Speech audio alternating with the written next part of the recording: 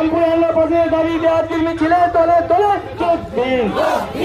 এই বাড়ি বরাবর কেন বিজেপি সব দাও, বাড়ি বরাবরের দাবিতে আজকের মিছিল চলছে চলবে। এই বাড়ি বরাবর এবং সম্পূর্ণ পথের দাবিতে আজকের মিছিল চলছে।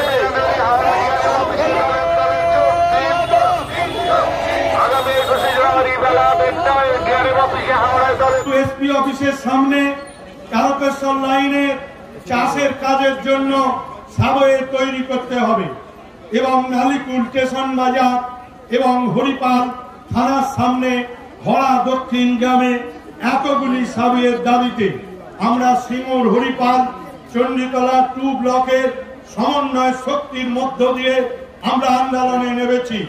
কালকে হরিপাল ব্লকে সুবিশাল মিছিল আমরা তৈরি করেছি এবং আপনারা জেনে রাখুন আমরা আগামীকাল 9টি গ্রাম পঞ্চায়েতের সামনে উপস্থিত হয়ে আমরা চোনাই রোড স্টেশন ডানকুনি কোল কমপ্লেক্সের রেলঘাট পেরিয়ে আমরা চিরকন জলাপাড়ার রেলের স্পট ময়দানে আমরা জমায়েত হব এবং আমাদের 21 তারিখে আমাদের ডিআরএম এর কাছে ডেপুটেশন আছে। আমরা ডিআরএম কে ডেপুটেশন দেব। এর আগেও ডিআরএম কে আমরা চিঠি দিয়েছি। আমরা আবারও ডেপুটেশনের মাধ্যম দিয়ে আমরা চিঠি দিতে চাই।